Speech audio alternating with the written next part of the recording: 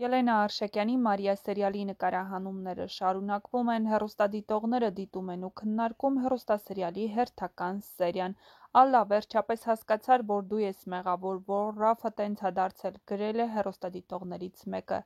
Խաչատրյանին պետքա գործից հեռացնեն, չի ուզում գործը բացահայտվի, չէ որ հազիվ կասկածյալ կա, թող նստի, չտանջվեն։ Ալա, ինչ կատարվում ա Ռաֆի հետ, քո սխալ դաստիարակության արդյունքն ա, հենց Ռուբենը գալիս է, ցավերն անցնում են, գնալուն պես ուշքը գնում է, չեն թողնում իր հոգսը քաշի, երևի մի 100 անգամ կրկնել է, օգնիր Մարիային։ Ու ոչ մեկին հետաքրքիր չէ, թե սպանության ժամանակ Դավիթը որտեղ է եղել, չէ որ Դավիթը Մարիայի ձեռքն էր խնդրում։ Օֆայից ու Ռուբենից սիրտս խառնում ա, լավ, Օֆային հասկացանք, անամոթի մեկն ա, բա Ռուբենը, գրել են հեռուստադիտողները,